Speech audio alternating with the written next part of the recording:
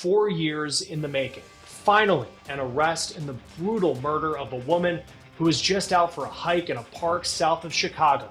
This is the face of the man who police say DNA evidence led them to, a man who police say there's no evidence that proves the victim knew her suspect. There's been a major crack in a case that's gone unsolved for more than 4 years. I'm diving into why police say they know who the suspect is and why police say he's the one who killed Vanessa Ceja Ramirez on November 4th, 2020. She was a 22-year-old girl who was just out for a walk in a nature preserve south of Chicago. 2 days later, police found her body. She had been strangled, sexually assaulted, and partially burned. But it's also important to talk about the person that Vanessa Ceja Ramirez was. In the days after her body was found, according to the Chicago Tribune, activists had put out a reward for information leading to her arrest of $9,000. But this week, more than 4 years later, police made an arrest. And this is who they arrested, Dakota Petrey. Here's his mugshot. What we know about him is that he's a 30-year-old man, and at the time of Ceja Ramirez's murder, he lived in an apartment building in a place called Oak Forest, which was near where Ceja Ramirez's phone pinged shortly after her family reported her missing. Oak Forest appears, when you look at the map, to be just a couple of miles away from that nature preserve where her body was found. Police say DNA recovered at the crime scene and from the victim matched Petrey's. Petrey most recently was living in central Illinois, and he had been serving time, according to police, on unrelated charges since October in Fulton County, Illinois. And when he was released from custody there, he was brought to Cook County near Chicago to face these charges. Now, we're still working on getting the information on what exactly those unrelated charges were. Petrey is now facing first-degree murder and aggravated criminal sexual assault charges. Now, another big piece of information from this arrest is that at this point, it doesn't appear that Petrey and Ceja Ramirez knew each other.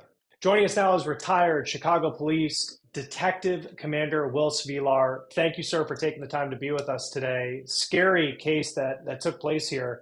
What stands out to you initially as we look at this suspect?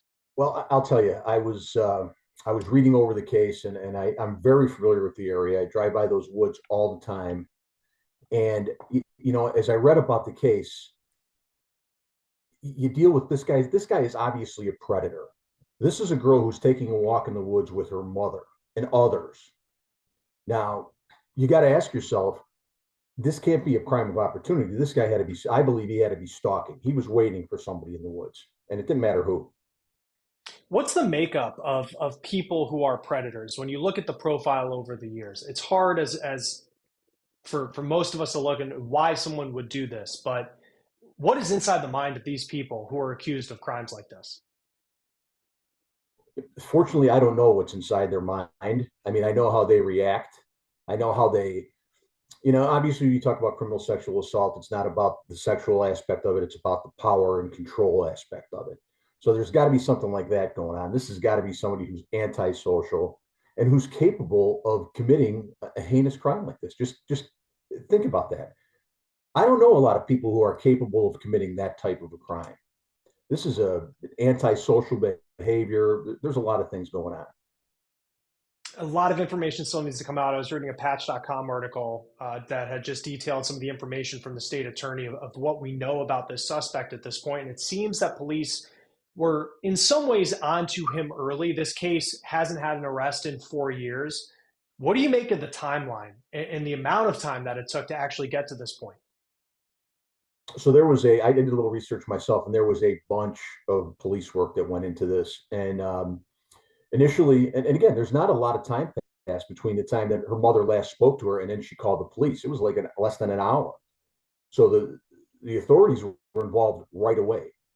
One of the big things they had was a ping of her cell phone. Apparently, the offender took the phone away from the scene, and it pinged in an apartment complex where he was living at the time. So you got to start there. Then a couple of days later, a tip came in from a family member who said, he asked me to move the car. I think this is something he would do. So the police were on this guy pretty quick. And then as it progressed, he gets evicted from his apartment.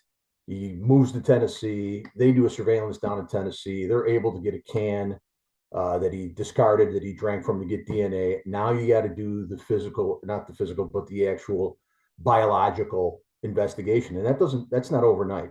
If they analyze everything you found on the crime scene, you got to make a DNA comparison to his DNA. You have to establish a profile, and then you got to put that all together. So it's not a short period of time. It takes a long time to do those things. No, it's cliche in talking about these stories. It's not a Law and Order episode where you're able to wrap the whole thing up in less than an hour. When we hear DNA, and that kind of goes that Law and Order analogy, because on the shows they get the DNA at the beginning, and then 15 minutes later we have the guy in cuffs. What actually goes into they get this can, apparently, according to this Patch article, they get this can that he drank from in Tennessee that has the DNA on it. They're able to match that to the victim. They're able to match it to the crime scene. But as someone who for more than 30 years was an investigator, what does that actually look like, and how long it takes to get that evidence that could stand up in court? Oh, so it also depends. It depends on what lab is doing it, what their workload is. You do find sometimes you can put a rush on DNA if you have it in custody, and they may be able to get it within 72 hours.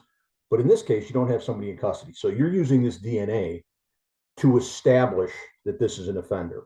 You take the can, you swab the can, you take the swab, you submit it to the lab. The lab does a DNA profile on that particular item if the guy's not already in CODIS.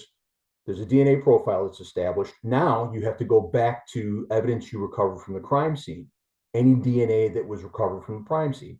There'll be a profile on that. Now you have your profile from your suspected offender.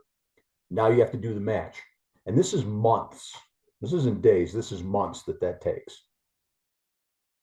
During that period of time, because clearly they had eyes on him, because in 2021 they get this can. In 2020 they started to get an idea of who he was. But there is that concern that this person is not in custody. He's out there. He's living his life. The fear that he could do this again. Typically, what type of surveillance does law enforcement have on someone who is not publicly to everybody announcing him as a person of interest, but he is to authorities known as someone who may have caused this crime? Well, I'll tell you, if it's in your jurisdiction, you can pretty much decide how you want to surveil this person.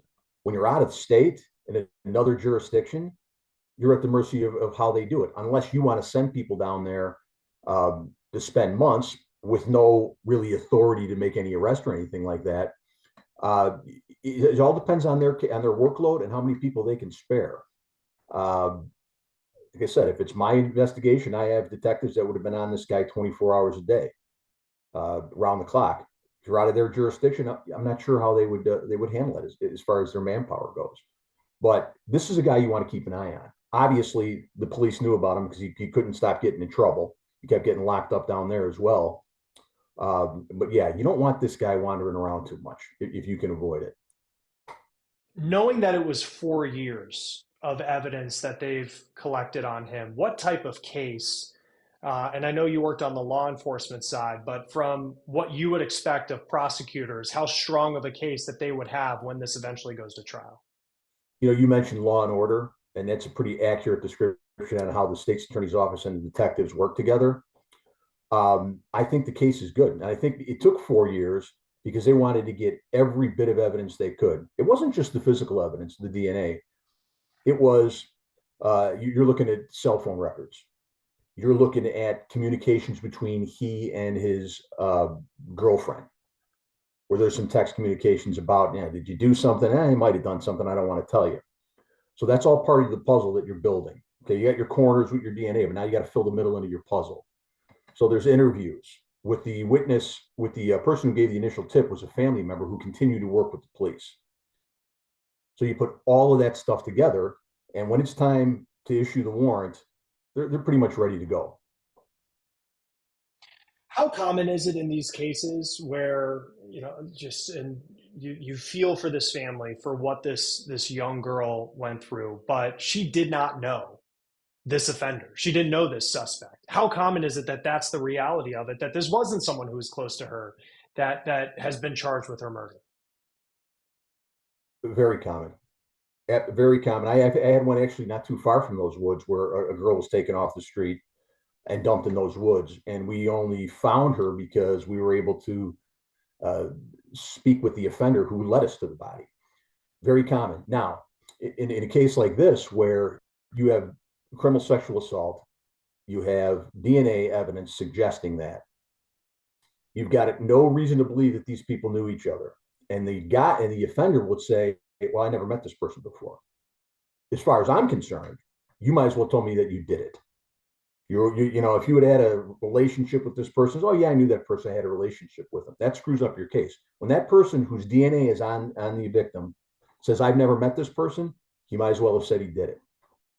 How often is the profile that we've seen of Dakota Petrey thus far? This is someone who was being held in custody since October for unrelated charges in central Illinois. Police knew of him early. Family members are coming forward and saying, hey, he's someone that you should probably look for in this really horrific case. How often does that profile fit other people who have done crimes like this? Quite often. Quite often when you talk about someone that the family member is talking about, they're turning him into the police. This is somebody that scares everybody. And in the case I referred to earlier about the one that I had in the woods, this was a very, very violent offender who, when the smoke all cleared in our investigation, he hit on like 7 other violent rapes. So this is a bad person, and everybody knew it, including his family. Yeah, it's incredible. I mean, especially when you think of a family member who would come forward so quickly in 2020 to say, "Hey, he lives near this area. This is it." I know you live in the Chicagoland area. Where this took place, how would you describe it? So, I live on the south side of the city, and it's kind of like the end of the city limits where you start going into the south suburbs. South suburbs has a lot of forest preserves. There's it's called a Midlothian Turnpike. It's a road that runs from basically uh, south suburbs to like the southwestern suburbs. Big parking lot, hiking trails, pretty isolated considering it's in a pretty urban area. Yeah, and I just think of this suspect and how many other cases. There was one recently, a missing woman in North Carolina who wound up dead, and there was an arrest made in that. When you think of predators, like who Dakota Petrey is accused of being in this case, as an investigator, I mean, how do we stop these people? You know, Earlier intervention. You got to try to, like, the family members knew that this guy was no good. What was done to try to figure out what this person's problem was? How long was he locked up before, and what was he locked up for? Are we doing a lot of catch and release on people like this? Are we doing enough psychological profiling on people like this? I don't know. It all comes down to manpower. But when you identify a really, really bad person, like this guy is a really bad person, um, I think you need help from everybody, including family members. And I think in this case too, where Vanessa Ceja Ramirez, I mean, she was originally just on this walk with her mom. This was not a case where she was out on her own for long periods of time, far from home. I mean, she was away from people. Um, it just seems shocking that, I mean, this happened so quick. So quick, and she was doing nothing wrong. She wasn't engaged in any risky behavior. She was doing nothing wrong. She was trying to get some exercise during COVID with her mother and other family members. And like we spoke of earlier, this is about an hour between the time that mom sent the last text where she said, hey, the police are looking for you. So this is a person that was waiting there for an opportunity to do what he did. Yeah, it's terrifying when you think about it, and certainly there's hopefully closure for the family that there's been an arrest, and we'll see how the trial process goes forward. How long would you expect a trial in this, knowing the Chicago and Cook County court systems? How long it could take until we get a conviction? 2 years at least.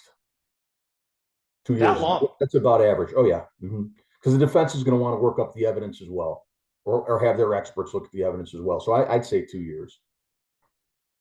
I know he's going to be held behind bars until his trial, so certainly people are resting easy on that with knowing everything that he's accused of. Thank you so much for joining us, retired Detective Commander Will Spivar from the Chicago Police Department. We appreciate your time.